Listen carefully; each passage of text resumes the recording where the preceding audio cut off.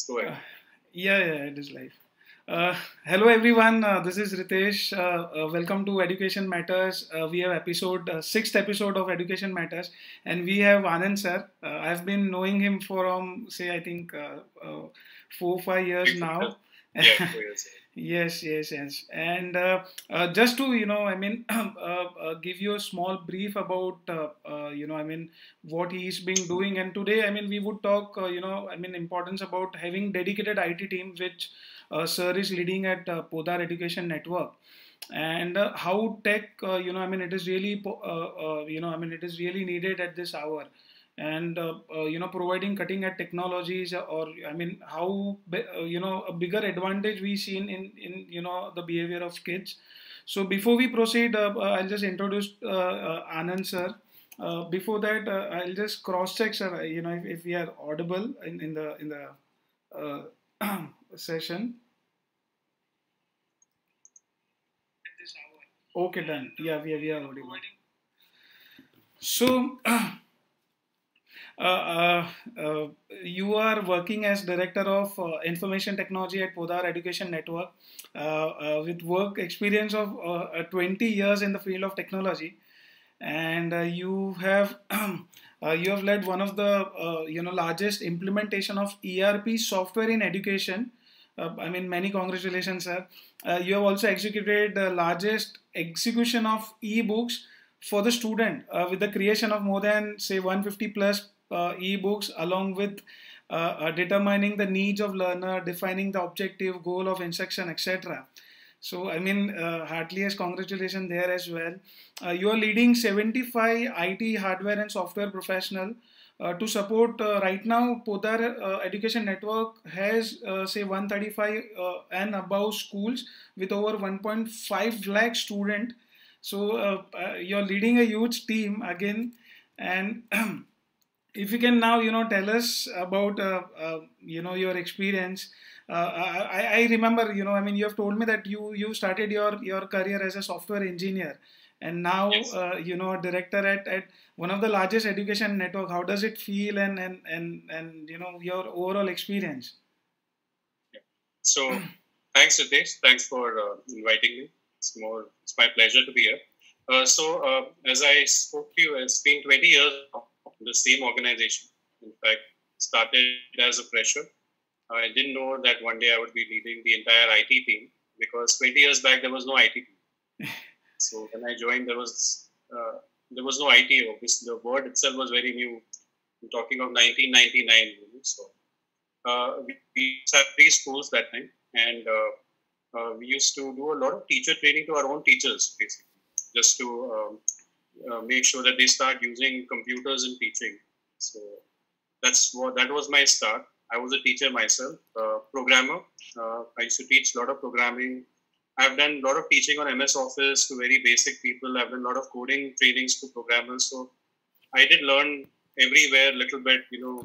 A lot of patience is needed, to be a teacher, and that was my start. So, and then as we started growing, we realized the management decided that they need a lot of softwares and obviously a hardware team to manage the entire infrastructure. And Right. that time, as I said, we didn't know we were going to be 135 schools someday. It was the expansion started in 2005, 4, I think. Yeah, before the expansion started. So 5 years we were just 3 schools. Okay. One fine day I've been called that, and I said that I've been told that, okay, fine, we need to, start taking or have maintain student database. It all starts with that. Have a good database, and then start taking fees through software. Then start making report cards. Start using it for library, then transport. And we did work with a lot of partners before, but realized that there was not much control when we were outsourcing things. So in 2004, it decided that we should have our own setup. So that's where I started making a team. See, when I say it was a lot of backing from the management. I couldn't do anything alone. Earlier, we were just following instructions that, okay, it has to be done. This is the vision. And now, when I see 16 years back, 2004 to 2020, now when we started expansion, we have 135 schools, 150,000 students and growing, and 10,000 teachers. So And from 2010 onwards, we started building up everything on the cloud, everything on the internet. Okay. Never knew that we would have some pandemic like this someday. But it was a blessing in 2010 that we were all connected with 150,000 students online. Only thing we had to do was make up a nice platform so that they start teaching, online, practicing resources and all. But again, coming back, a lot of work went in, a lot of planning went in when we started seeing that, okay, every year 20 schools are starting. So we had to actually make kind of a decision tree hierarchy, basically. So the top guys, and then there are 3 guys reporting to that guy, and another 3-4 guys reporting to another guy. So there was a nice tree formed state-wise, then sub-state-wise. So we are actually on auto mode. When you say on the coding, we are like a flow chart. So work is never stuck, whether I am there in the office, whether people are there in the office or not. So work from home came to us very instantly because we went from working to office to working from home in just 2 days. Only thing we had to do was make sure everybody has laptops at home. That was our thing. Everything, all our softwares are online, so we are all connected. So that was the whole thing. As you mentioned, we've also done the largest ERP implementation in education. If not largest, is one of the largest, I've been told, wherein nobody uses an ERP package in education. Right. Because nobody has so many schools in private structure.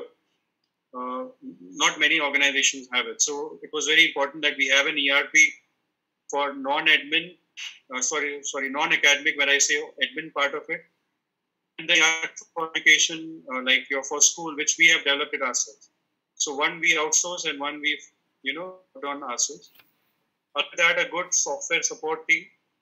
Everybody works from home. We've got a good support team and a hardware team, obviously, to support the hardware of the school. So basically, we're divided into 3 parts: hardware, software, and support. So my main goal was to make sure that the team is formed and everything works accordingly. And everything is working fine now. So hopefully, let's see now how long it continues. But that was a small gist of a big journey. It's still a long time, long way to go, I think.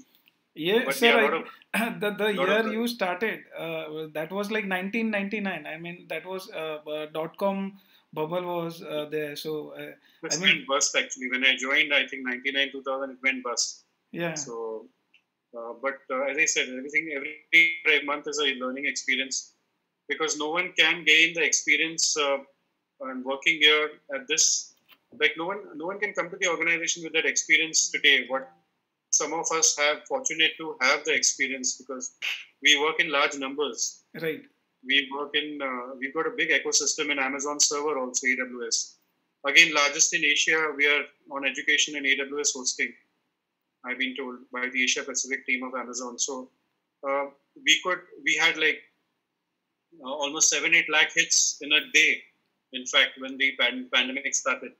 So our servers had to be increased like 4-5 times in a day for 3-4 days till we actually knew what's the load traffic going to be. So we did everything online, right from open day to report cards. And, now we're doing online teaching a little bit with our own learning management system. But we are doing some robotics training also. We'll talk about it later. Right. But only coding online a little bit. But everything is connected thanks to internet. But dependent on hardware. Right. Hopefully everybody has properly at home. So I mean, yeah.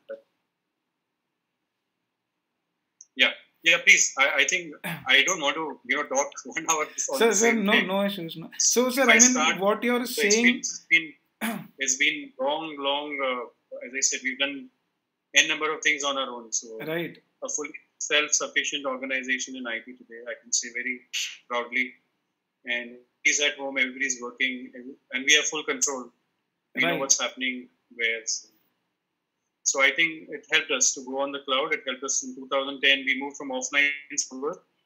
We used to have a server in every school. So in 2010, I remember we were 45 schools. So imagine today, if I was offline, I would have had 135 servers to maintain.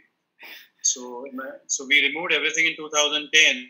It was not good in India, but it was a brave decision on part of everyone here, accepting that, okay, let's move online. let's move all the softwares online, because to be a successfully big organization and education online, you need to have a very strong IT infrastructure. Right. Otherwise, not manage. Otherwise, you lose control. That's the thing. So we didn't want to lose control. That was the main thing. Right. So that's it. So that's what happening. That's what we've got big plans. Our numbers will keep increasing. So the IT work keep increasing. So want to have lesser number of people looking after the IT. Mostly prefer to have it on auto mode rather than on a personal like a dependent on a human being. We didn't want to avoid, because during these times everything fails. Right. So I can't have people traveling to locations now. So everything is happening remotely. Even the software support, hardware support is happening remotely. I know I can't repair machines. That's the only drawback we have. But everything else we are able to do online. Superb, sir. I mean, what you just said, I mean, it looks like that. I mean, you are handling the entire, say, I mean, some mobile app company or some software company, and not the education firm. I mean, you speak. I feel I run a factory sometimes, so that's the thing. So everything is on automated. Like you have these factories which automatically work without people around them. Everything is organized. Everything is in control. We do lose control sometimes, but yeah, we have backup systems. We work on it pretty fast. Superb, sir. I think what you just said, I mean, having maybe IT, even for companies like us, I mean, if we want to go on auto mode, I think software is what, everyone would need. And basically it will help them to speed up 1 second, go on auto mode and have a proper control over, what people are doing. Yes. Yeah. So that was the whole idea, basically. Obviously, we know how important manpower is, but it's more important to have teachers doing their own work, and then the IT giving them a support infrastructure. Teachers need a lot of help. We all know they need a lot of help in IT. So we are there as a team to help them. That's what we've been doing. So. Right. So that comes to the second question. I mean, now this is like one of the longest breaks we have seen. I mean, where everything is completely I mean, it is locked down and it is shut down. So I mean, we have had, and we have learned to work from home. So how does your schedule go? I mean, how do you communicate to school management? Because there are a lot of inquiries or a lot of queries parents would have in terms of they would directly communicate with your regional centers. I mean the schools. So how do you communicate message? Because there will be a lot maybe they need to communicate. Yeah. So one of the most problematic things we noticed when it happened was it was sudden. We didn't have time to. And but because as I said, we had all our software, even when we do coding today, all our source code is centrally online. So the first task we had was to make sure that if someone wants admission in Podar, now the schools are shut, right? No one can visit the school. Yes. But then how do you help them to be a like a Podar parent? Because parents were looking at Podar as an option. Right. Thousands of them, in fact, I think we have 25,000 new students every year, if I'm not mistaken. So, and that was a time of admission. So the first thing we did was within 2 days we put all our admissions online to the extent that they were uploading all their old school information online, old report cards online, Aadhaar card online. If not, we were telling them, okay, fine, when the school starts and you can probably provide us with the prints. And we didn't do any interviews of parents. We never do that. So anyone needs an admission, if seats availability is there, we don't even speak to the parent.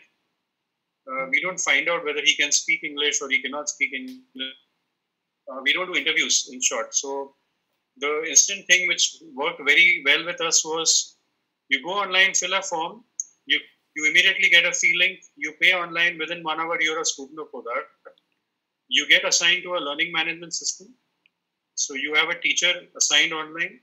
The teacher is taking live classes, which we call it as which we call it as synchronous training. So she's doing live trainings, and the people who can't manage internet bandwidth, people didn't have machines and all, simultaneous machines, devices they didn't have.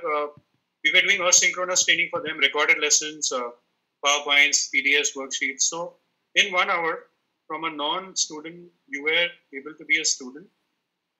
Then you had your portal, which we call as learning management system, available with you.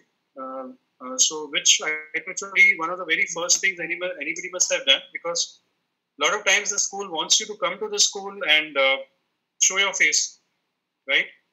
And submit your documents. Yeah, until unless you're not in 10th standard, you don't want admission in 10th standard. I know it's tricky sometimes to give admission in 10th standard, because you need to see certain times whether the student is able to manage that burden of 10th standard or not. But right from preschool to 9th grade, wherever the seats were available, wherever the school seats were available, it's all on auto mode again. Back end, the software was calculating if the seats are available. If the seats are available, it's on, you take admission, then that one seat reduces. So as soon as we see, okay, 40 seats or 45 seats are gone in that particular section, automatically that standard shuts, so it won't show you in the drop down when you're filling it up. So we won't tell you to pay fees, obviously, when we know no seat left in the classroom, Right. because physically the student has to be, allowed to be in the classroom. So the first thing we did, then we increased our infrastructure. As I said, our servers had to be increased 5-fold. I mean, it's unbelievable when I see it. We did 150,000 report cards online, so my server has 5 times in a day, because they were all wanting to download the report card on the same time. So Right. it was. So what happens is, work from home for IT team means it becomes a 20-hour day. It doesn't become an 8-hour day any longer. So we are getting calls 10 in the night, 12 in the night, 6 in the morning. Emails are coming in. The mailboxes were full. So it was, the work, as I said, was 4-5-fold more, in spite of being so well connected. So earlier, parents which were not using online, the teachers which were not used to doing things online, they had no option, right? So everybody had to go online. So that was the best thing I think happened, wherein little technology, not little, quite a lot of technology was used by everybody. And it was parents where some of them had problems. Obviously, I can imagine, I have 2 children, so you don't have that many devices at home. Sharing a device becomes an issue. Right. So everybody realized the importance of laptop, desktops, and devices at this point of time. Imagine you didn't have internet for 3 months. You would have been totally disconnected with the world. That would be the worst thing to happen. Right. So I guess it helped everybody to some extent. So that is what has kept us running. As I said, now also our admissions are on. Though obviously some parents have held back their decisions because they still want to see the school. Right. Our website is very informative. We got every school having its own website. Right. So they can still view the information, but still, as I said, so you are right when you said that if it was not any software or application, and if I didn't have my own team to make that overnight or in 2 days, yeah, obviously there would have been a bigger, disconnect from all the aspects, because ultimately we want to help parents. That was the only intention. Right. Even the new admissions and also the existing parents. Sometimes we are not able to fulfill their expectations, but it is difficult. Not easy to move in 2 days, 3 days online. We could do it well because we were all doing it from very long time. So, and the team was very good. So, they are working double. Parents think they don't, but they're working double right now, as per what I've seen. And they have a big psychological barrier now to teach students without seeing them. It's not easy to do that for them. They're used to your eye to eye, Yes. movements, and they want to see the response of the student. You can't see 50 cameras on one screen. That is not possible. Right. You cannot see. See, I can see your expression right now because it's you and me. Right. You imagine I have 40, 50 cameras. There's one on this Earth planet who can actually see that guy's thinking or whether he's understanding or not. So there are a lot of videos available on net also. I mean, how I mean, the mischiefs happening, the Zoom bombing, blaming Zoom. Obviously, there were some security issues, but obviously people were not using security conditions, security settings in Zoom or any application. So obviously, outsider will bomb your class. So imagine we would allow outsiders on this chat of yours and mine. So they will start sharing anything they want. Right. If I allow them to share screen, right? So teachers learned a lot. As I said, best time for teachers to learn. And they are all overworked right now. So that I think everybody will get a hang of it by now. Yes, sir. I So mean, that's how we prepared. We didn't get time. We didn't plan anything. So we had to do everything by trial and error. right. I never thought that I would increase server resources by 5 times anytime. Because we used to always feel what we are using is the extreme server configuration we had today. But I was wrong. So it's growing. Every month it's growing now. So everybody is logging in online. Super. So that's how we prepared. So yeah, sir. It is like, completely. I mean, you're speaking as in, I mean, you're running an IT firm and you have several projects, and these are 135 projects, and you have delivered. So, sir, one important thing now, I mean, we were talking about teachers, and I mean, they are now teaching online. So, what softwares are you using? One, and second, I mean, if for example, I mean, the school, we know a lot of schools. They are in rural part of India where they do not even have proper hardware, or yes. I mean, more of internet connectivity, or maybe slow internet. So I mean, is there anything yes. which you could suggest them, so that at least they can be in touch with student? So as I said, the hard part here was because everybody didn't have time. Right. So most of the things were trial and error. But a lot of our principals, what they did, and they did it on their own. It's not that IT team told them to do it. But when I see it back today, and I tell everyone, whenever somebody asks me, I'll answer your second question first, because it's a very important question. They ask me that how do you teach with less internet? You cannot, right? You cannot teach. So Okay. what do you do for such parents, right? So before you start teaching online, the first important step is to find out, or probably do a quick survey in the school and find out what is the level of IT they have at homes. Okay. Otherwise, then do a live training then. Okay. It'll go on a toss. It's the most disastrous thing to start teaching online without knowing what those guys have it back home. Right. So the solution first is, if suppose out of 50 children, 40 children don't have internet and device at home, why would you do online training, right? You wouldn't, like a live training. Live training is synchronous training, which it's like you and me are doing a synchronous session right now. Right. I wouldn't do that. So parents who don't have internet obviously can't do anything. Parents who are slow, for that what we did was we have a portal which I call it as a learning management system. Okay. We got a very small videos, 3-minute videos coming in there, which are download in like 5 minutes or 3 minutes, 2 minutes. So it's not like a 20-minute video, which will take a lot of time to download. And there are quick worksheets with it. And you may ask now, how will they do the worksheet online? Obviously, earlier what we were doing is we were telling them you print it and solve it and self-correct it because we were giving them answer keys. Okay. But we realized that they don't have printers also.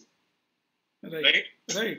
So someone, and why would they print, correct on their own? Nobody would want to do that. So then what we did, we just launched a patch about a week back online, wherein till the worksheet online, they submit online, teacher sees it and gives a feedback quickly. So we did that last week. So and that can be done from your mobile phone also. So we did it in such a way that you could do it from your phone. So again, the second question which I answered first thing is find out what facilities they have at home. Right. 10 out of 9 of them will not have 2 devices, 3 devices, but they all have phone with internet. Yes. That is there. Just excuse me, just 1 second. Sorry. Sorry. Yeah.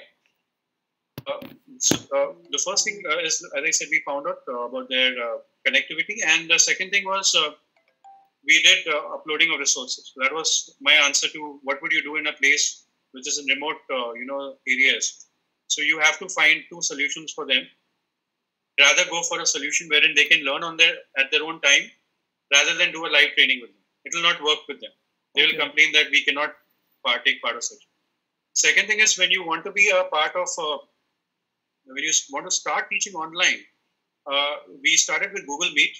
Okay. First thing. A lot of a lot of problems started happening on Google Meet. In fact, a lot of problems because anybody was joining session because Meet is a link Right. joining, and anybody could share Yes. the link with the any student was sharing link with any other person outside. So that was a big problem. And then they moved to Zoom. Then some of them moved to Microsoft Teams. Some of them moved to Google Classroom. But yeah, Zoom worked for us a lot. There was a lot of complaints on Zoom by parents also saying that it's getting hacked and all. But over a period of time, we've realized Zoom has been stable. We are finding that if you apply the security settings, two simple security settings, I'll tell you. I know it may be beyond your and mine session today, but don't allow any teacher to get don't allow teacher. Just keep the sharing settings with the teacher, with the host. So teacher is the host. Right. So only she should not share her screen. Second is she should mute everyone and not allow anybody to unmute. If you do these two settings, your class will go without getting disturbed. Because if you allow a student to unmute, he'll start playing songs behind. We've seen that. Yeah. I've seen students playing songs behind you, and you can't make out who's playing a song, right? There's some music coming from somewhere. And sharing the screen, somebody's randomly sharing any screen. Some outsider. So two settings, that's it. So if you protect it, because you want your class to be there undisturbed, not disturbed by anyone. That's your most, there. And what I would do is I would unmute only two students who I know they will not play mischief to see that, okay, because I like to get feedback. Right. Like today when I'm talking to you, suppose if I put you on mute and you can't answer me back, I will feel that nobody's understanding. Right. So probably students as moderators see if everything is going well and they keep informing teacher that, okay, you got a chat request, they have this doubt, So they help the teachers in the lesson. So that's what I think Google Meet and Zoom, all the free platforms, wouldn't tell any school to invest any money in any online teaching platform. It's all free right now for education. Why not take advantage of with limited, as I said, options like what they. And we have our own LinkedIn portal, as I said. We put all our resources there. Right. Only live teaching was done through Google Meet or Zoom. If you ask me, the best one is Microsoft Teams, but it's more complicated to set. One of the best platforms today, Microsoft Teams. We set it up for one school. Okay. We're just testing it there. So. Okay. So in fact, I was, on the continuation of this video, how kids and teacher would interact. So there are a lot of softwares, I was seeing a lot of ads on Facebook now about the live seminar. So are you not planning to integrate the entire portal maybe in your ERP itself? So as I said, if you have a smart software team with you, there are a lot of open source softwares for online teaching right now. Okay. If you integrate them well, you don't need to, in fact, buy also. I know, but see, I'm talking from my organization point of view, wherein I cannot buy for 135 schools today, because then I'm dependent on an outsider for online teaching. Like how today I'm dependent on Zoom and Meet to teach online. Right. So if I was doing it for that many schools, I would might as well make my own platform.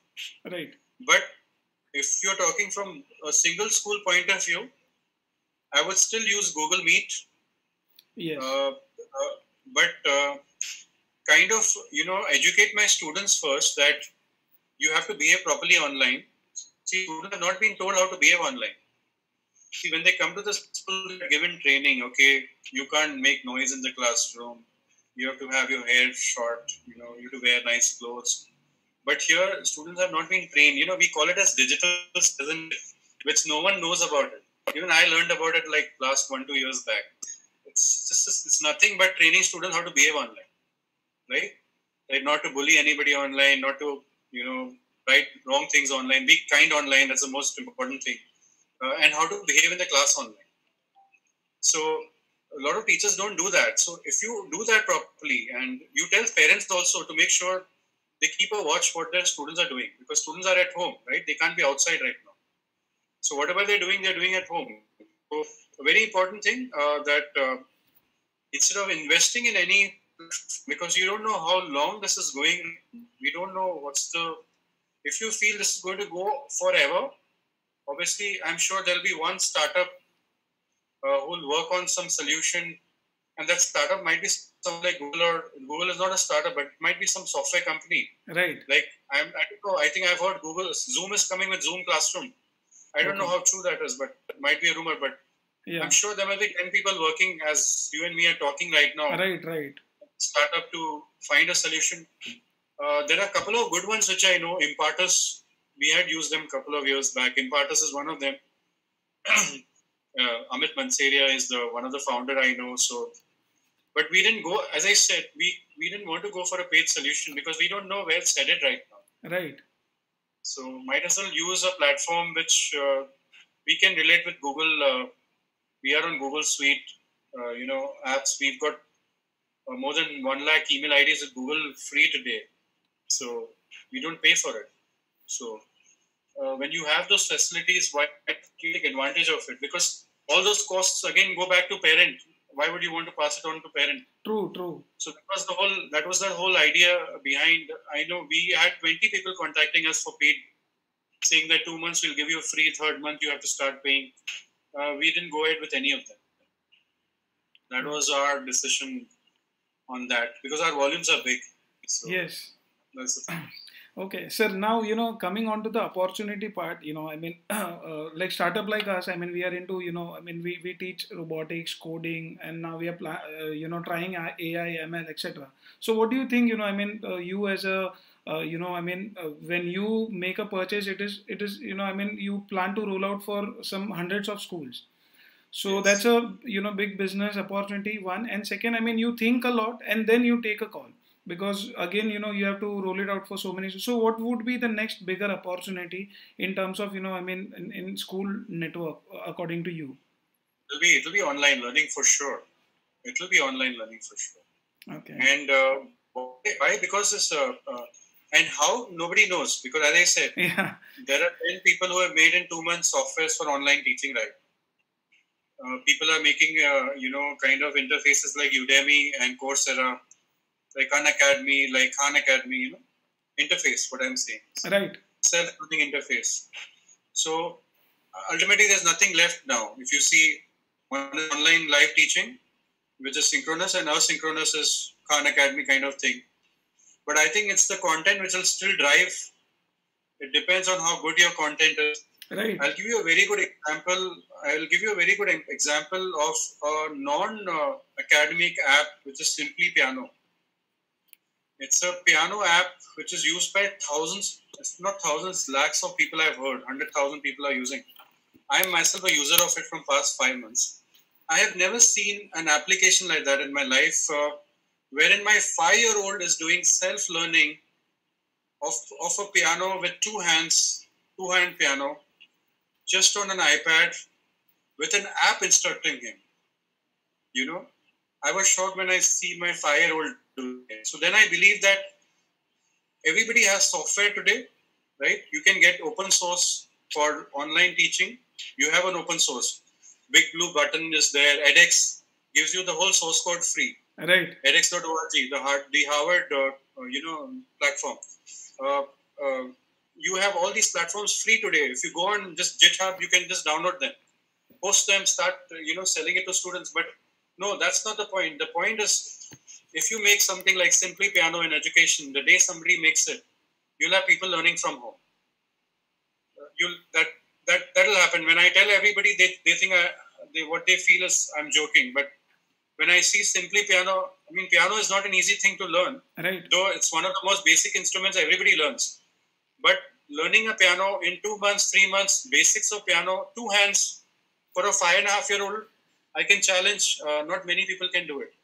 So it all depends. Again, comes back to software, which is not respected a lot. We all know how disrespected a software is because people spend a lot of money on hardware.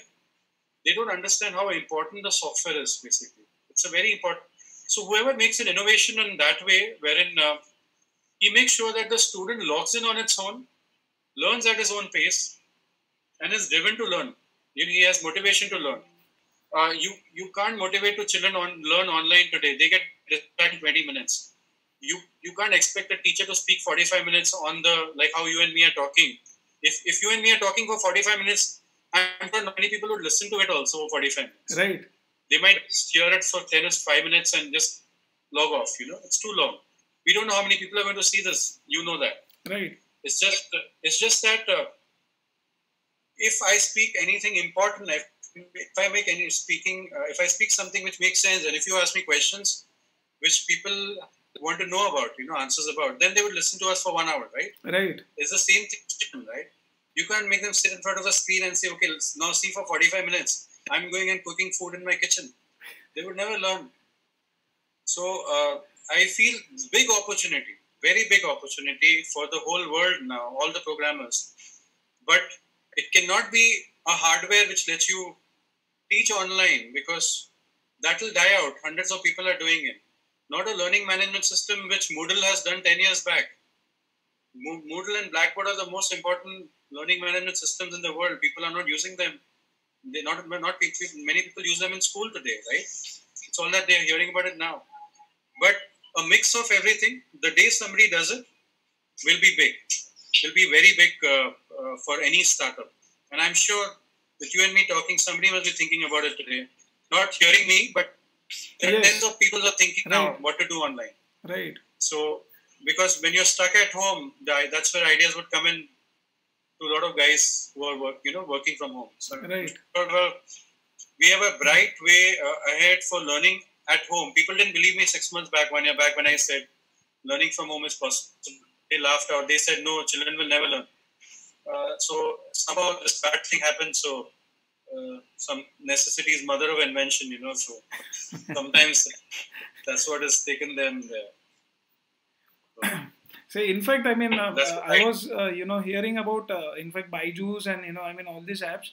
They have seen huge surge in, the active users and, the hours they are spending on mobile app. In fact, Unacademy and there are a lot more similar apps. So yeah, I mean, we are also seeing that, it will be online, but then, as you said, Simply Piano, what you mentioned.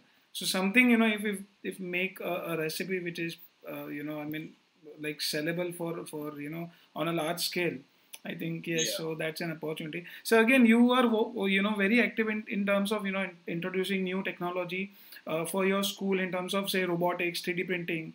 So, after, so many years into, I think you have 3D printers from I think, I had a glance, 2016-15 types. So, do you think that, has it helped them in any way in terms of, So I'll tell you why I feel robotics and coding have a lot of, and 3D printing obviously has a lot of scope in future. It's because it's something which lets students think and take decisions on his own. Coding also, because till they don't, solve an objective, they'll keep trying. Right. They are driven. And if someone is not driven towards coding, then other guy would be creative. So he'll probably design that screen well. So because in that also he'll think. So if you see our children from 3 years to whenever they're born in 6 months, they just follow instructions. Sadly, in the school also they're following teachers' instructions. Both they have to follow parents' instructions. These are the only things: coding, robotics, all these platforms which let them think and take decisions on their own, and also work as a team. Very important, big ideas come in when people work as a team. Right. You also know that. Yes. All the big things have happened with people, 2 people or 2 minds or 3 minds, 4 minds. Today, when I have an opportunity, I've been lucky to work here for 20 years. I can't do it alone. I have a big team with me. My team was not supporting me working 24 hours, 20 hours a day. I couldn't do anything. Right. So it's the same way. It's how you plan. It depends on that. But as I said, when we started 2015 3D printing, nobody had thought of, in India I'm talking again, very few people were using 3D printer in the school. Mostly you would see them using an IB school and IGCSE school. But we are 90% CPSE schools. Okay. We have CBSE, ICSE, IB, CIE schools, but 90% of our schools are CBSE. So when we tested this project, See, I cannot introduce today. For us, the biggest challenge is introducing anything new. You know me. You've met me 4 5 years now, right? Right. With so many things, you met me with so many solutions. You met me. But for me, as an IT director, I cannot take a decision for all 130 schools immediately. It's a Right. thing. I don't know whether it's going to work out or not. So what we do is we do pilot in one school first for 2 months. We always do that. We learn from that, and we've got a big team, research team traveling all the time. When I say all the time, it's 4 5 times a year. Right from the trustees, they travel with us to all the EdTech shows which are happening around. Some of the big ones are happening around in UK and US. We are still a little behind them as to, but I don't say behind in terms of technology. It's just in usage, I can say things are much faster there than they come here. Though we have a better technological savvy teams in India. We are known for software development. The whole world knows about India. Right. So that's what we do. We do 2 months testing. Then we roll out in 8 to 10 schools. Okay. We do hub-wise training. So we divide schools. So we travel to the schools. We give them training. With 3D printing, again, 90% was about designing. So we went for an open source solution. We went for an open source software like Tinkercad, which we know everybody knows about Tinkercad. Because we wanted to go for a software which is online. We didn't want to go for a software which is offline, which makes the machine very heavy.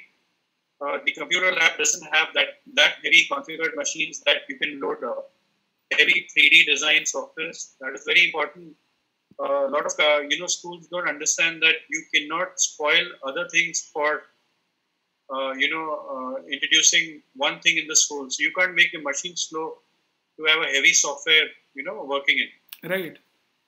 So that's what we went for an open source software. We normally and we went for a very basic 3D printer, and we did in 8-10 schools. Right. And then we made sure that when we finished 2 months of testing in that, not testing, usage in that school, we culminated it with a project for the entire school. Then the schools participated in a small workshop, or like a showcase, we call it as. We called them at one place and we told them that, okay, now you showcase it. So that way everybody did get to see what they're doing. And we started from 8 and we were 80 schools this year. So I couldn't call them this year. Like when I say this year, we did that in January. From December to January, we did showcase. I had to do 8 showcases this year. Yeah. So I couldn't call them to Mumbai. Earlier, I used to call them to Mumbai. I used to call 20 schools to Mumbai. I was able to do that for 2 years. Then, you look at the size we have, look at the diversity, the distances. And we used to make sure we call 1 children per class. We want a child to come and explain to us what the project is about. We didn't want the teacher to explain us, because we wanted to know what's the response of the student coming in there. And it was amazing. Now when I saw the projects, so I did a rerun of video of 2015 and 2020. We got an annual showcase, annual principals meet. It was mind-boggling to see they've used coding, robotics, in 3D printing. They were making, they use lights, circuits, a lot of physics used, a lot of, like some of them use some chemicals to make those, smoke and kind of fogs, somebody made snow out of it. So a lot of innovations happening. Obviously, teachers helping, but see, the whole school is learning something. All students are learning something, and they're getting to think. It ultimately comes back to a point that it's again related to your startup idea. What you asked me is you do something which lets people think and let them enjoy and let them create something, right? And collaborate. Obviously, we keep hearing creating, collaborating, thinking skills. Right. These are things people are thinking from 20 years. You and me are also from 30 years also. But how does somebody really put them in force? It's easy to talk. How do you actually make that classroom fun? That was the thing. So we realized that 3D printing made a lot of difference too. Then we went into robotics. You also set up for 3-4 labs for us. The Atal labs you set up for us. We did a lot of labs on our own also. because we wanted children to come to a room and experience and feel like, okay, wow, this is a room where I'm going to create something, innovate. We call it as innovation lab. Yes. We don't call it as a robotics lab. We call it as innovation lab because they do all kinds of different things there. So they will do robotics, coding, 3D printing, do VR glasses once in a while so that they know what's the technology going around, And you won't believe there are some students I have who have filed some patents on their own. They're doing some wonderful things, some of our students. And I'm not even talking of metros, I'm talking of tier 2, tier 3 students. So many of them have filed patents for different things they are creating. Is it? Not only in technology, in different things, different fields and all. So when I see that, when we see that, for us, making a robotics lab, innovation lab is a very big task because you're giving away 2 rooms to the school. You're taking away from school and converting them into a separate lab. Okay, that involves a lot of, a lot of financial planning.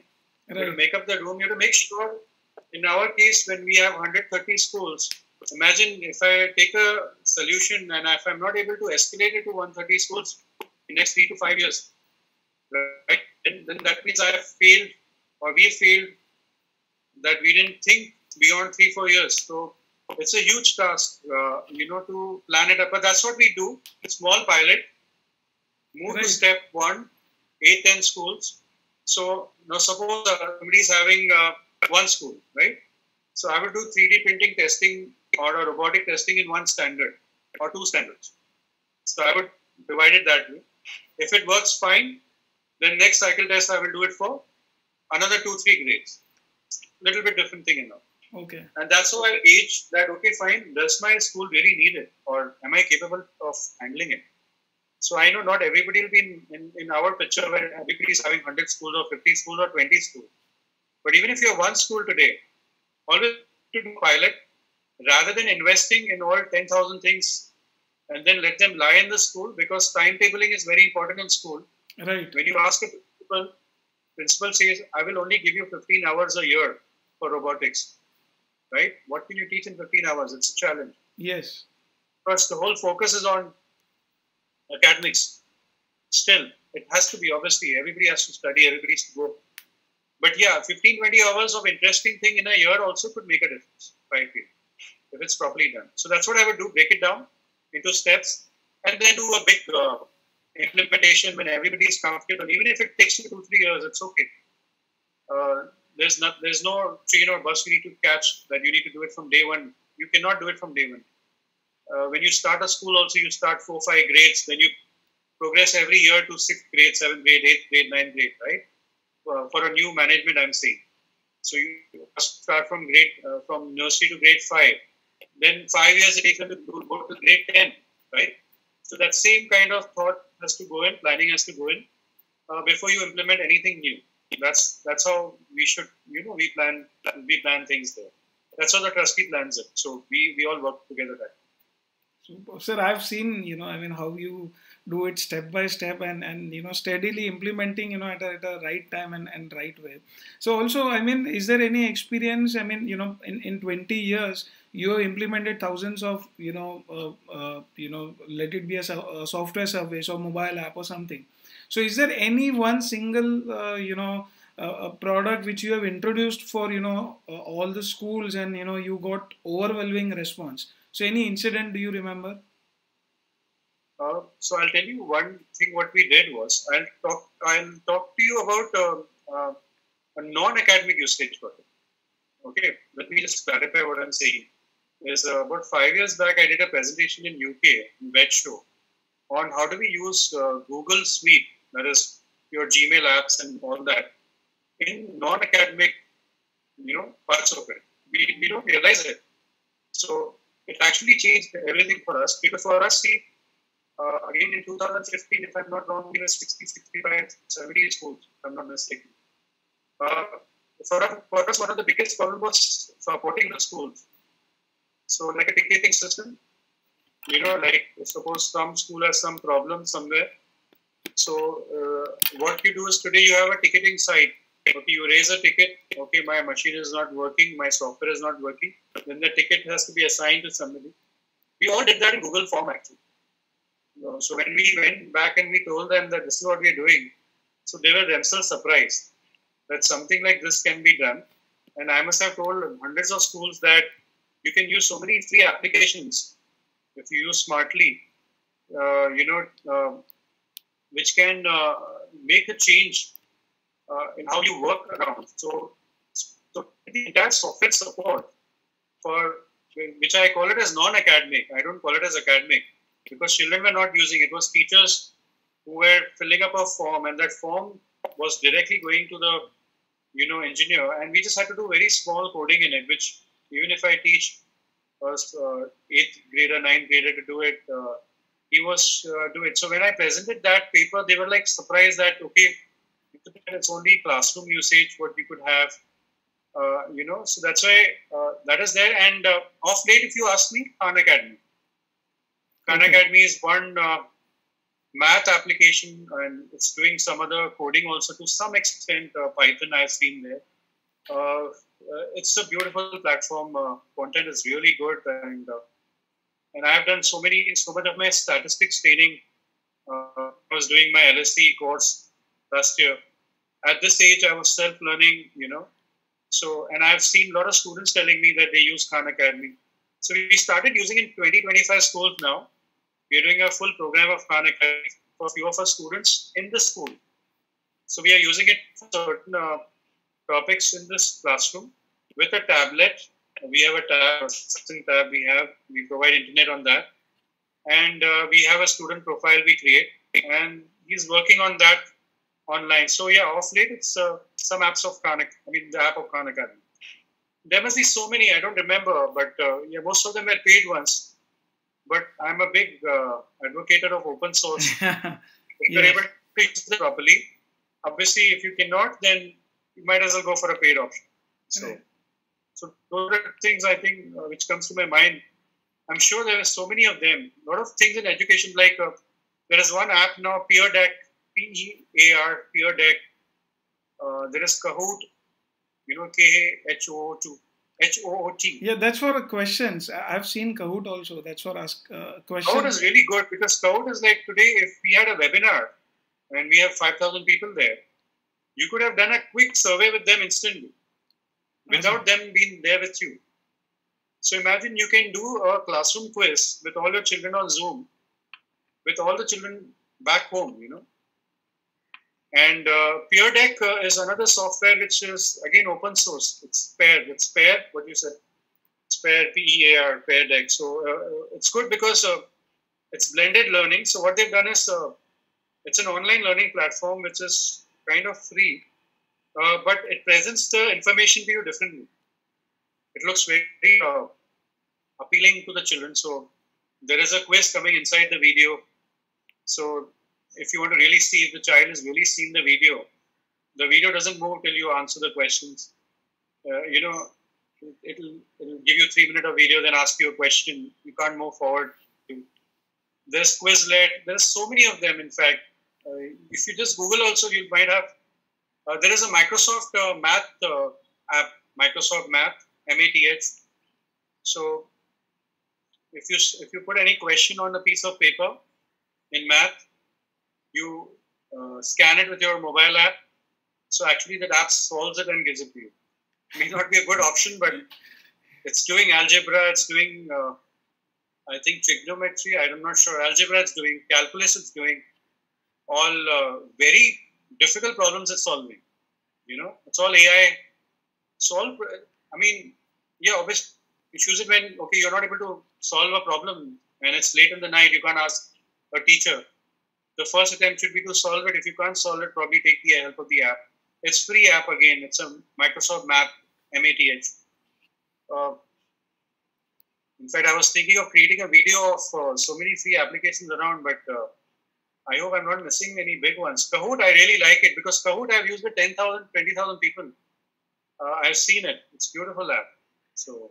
Yes, Kahoot I have also seen. You can ask question for everyone. Whoever right now they are seeing and probably they would see it later. So sir has his own YouTube channel. he teaches a lot of coding classes, and I think you maybe you can make one video of maybe school how the free softwares Yes. they can use, and probably Yes. it would help a lot, because Yes. that is the I second. think I need to, because we have some time to research. I was going through. I've got a list of 30, 40 apps now, which are used for education. Probably I get time. I would probably put a 2 minute of each and just host it and send it across to everyone, to you Superb. also, so that we could see. But there's so much work in education happening which we are not aware of, and which is again open source. It's free, and then you have a paid to it with enhanced features and also. So yeah, I mean, it's the future. That's the future. I think. I mean, that's what's going to happen. A lot of learning is. I think even after this lockdown, we should do. Schools should try to do 15-20% of portion online to prepare students for future, basically, because if they are given some mileage, some kind of a platform to think on their own, solve something on their own, they will learn. I'm sure somebody will make something very big someday in this. I'm sure about it. Some big entrepreneur like you, or like anyone. I keep meeting so many of them, so many bright people.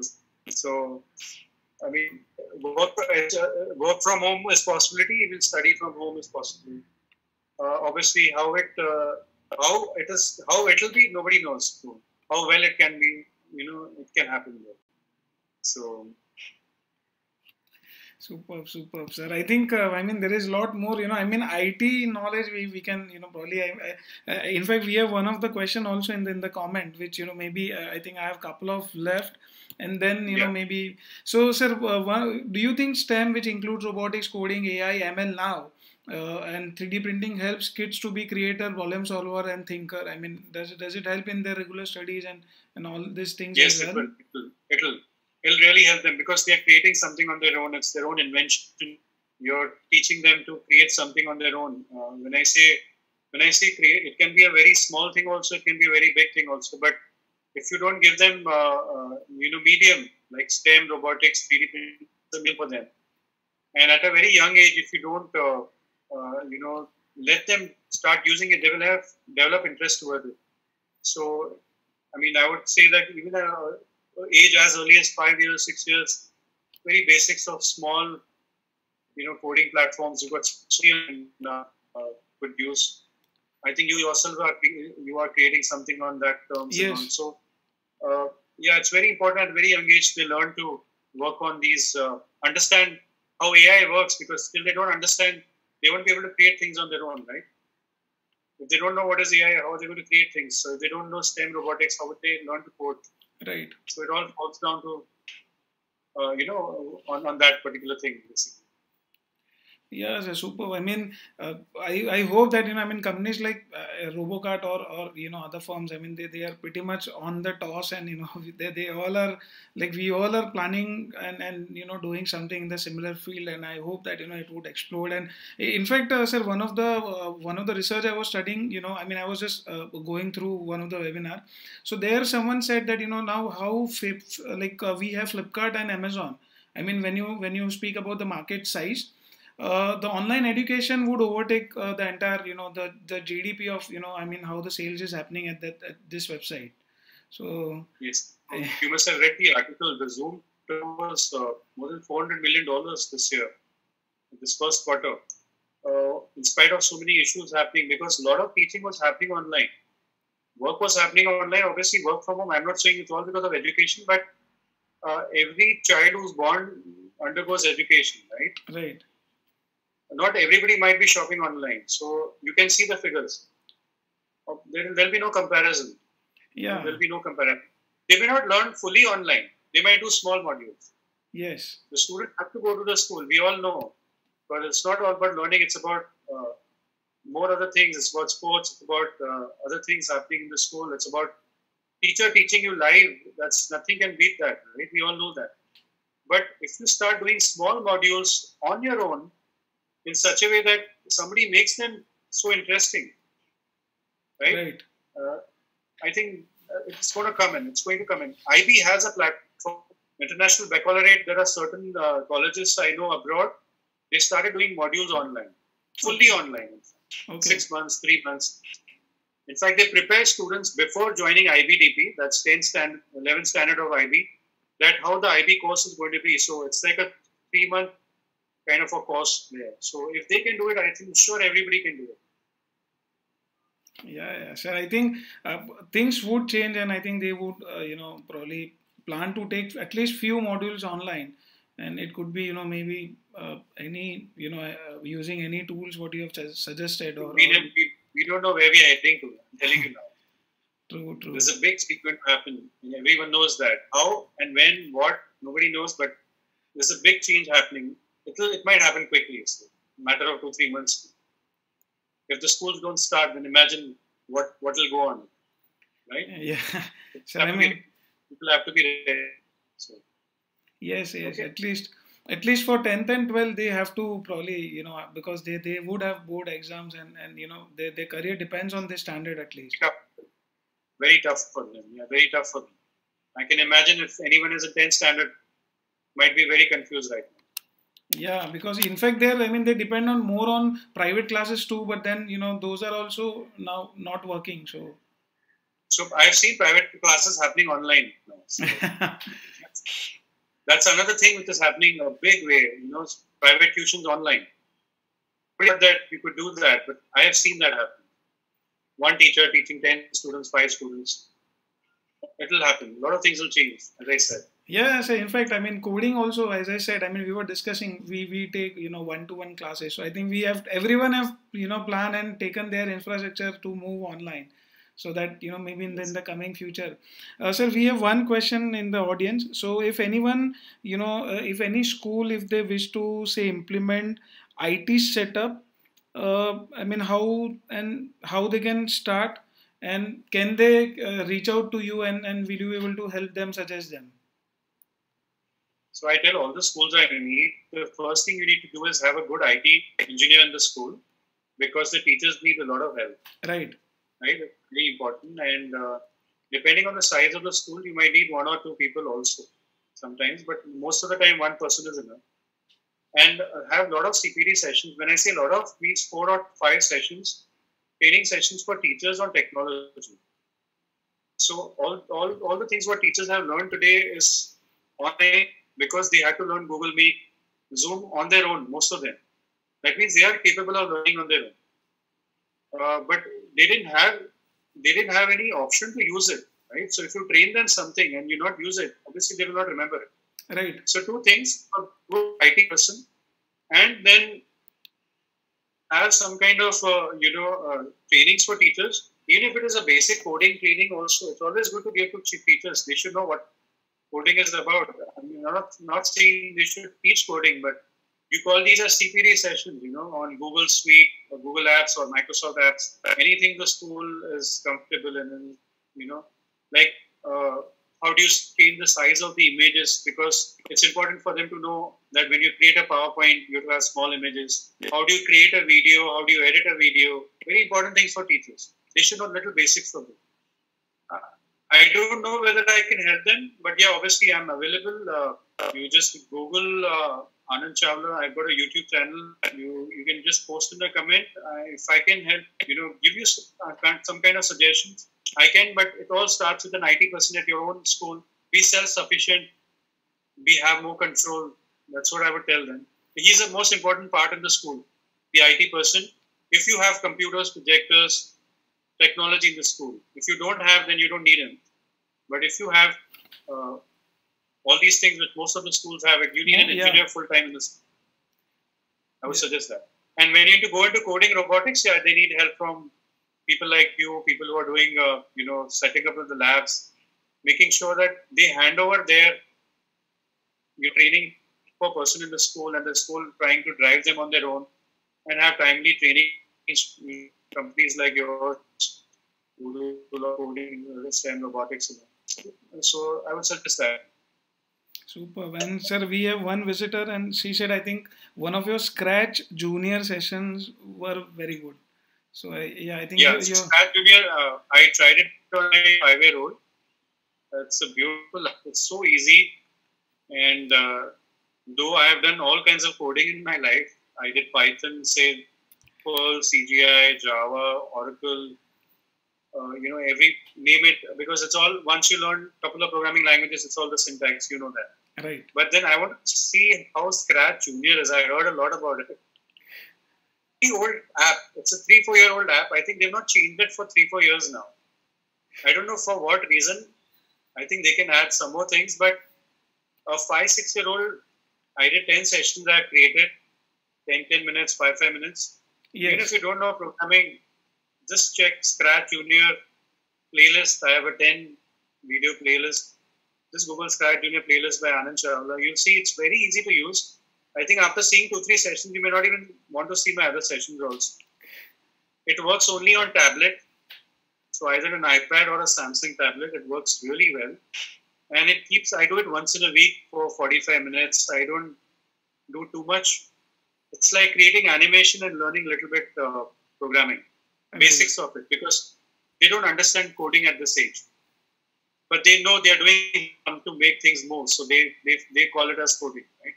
They may not understand what exactly coding is. So it's a very good app. Again, it's by Scratch, it's MIT. So they progress from Scratch Junior to Scratch, which, does the most complicated, easiest to most complicated applications. Even you do training on Scratch. Yes. I did see your video last time when you did on creating a game, I think it was. Yes. So. Superb, sir. Thank you so much for, coming and sharing your views. There are a lot of takeaways, for the school. I think there are a lot of softwares which you have mentioned. Google Suite, which is available for free. They can, apply and they can get the entire Google application for all the teachers and whoever is planned to use it. In fact, emails and everything is free. And with Google, there is no issues in terms of software or the network and stuff like that. Then there are a lot of apps which you have mentioned, which is one of them I've written, which is from Microsoft Maths. And then there is something which is Peer Deck. So I think, list of software which, I would take and probably put it, in the description. But thank you so much, sir, for... Yes. Thank you. Yeah, thank you. And it was a pleasure to be here. And I know all the IT guys can see for hours on the same topic. We could have discussed more and more and more, but I don't know how many of people would actually watch full 1 hour of this. So, but it was good fun for me to share my views, to share the experience, and wish you all the best in all the good work you're doing. So. Thank you so much, sir. Thank you so much. You're, you're always there for, us. I can just message. I message you and, you reply. So Thank you so much, sir. Thank you again. And have a great day. And I'll take a, list of softwares from you. I'll put it in the description. And for everyone, if you wish to, learn maybe about the softwares and I think sir has his YouTube channel. You can find out Anand Chawla on YouTube, and I think you can like and subscribe. Yes. So possibly, you get more of, what he wishes to transmit. Thank you, sir. Thank you so much for joining in, sir. Thank you. Thanks. Thank you, sir. Bye-bye, sir.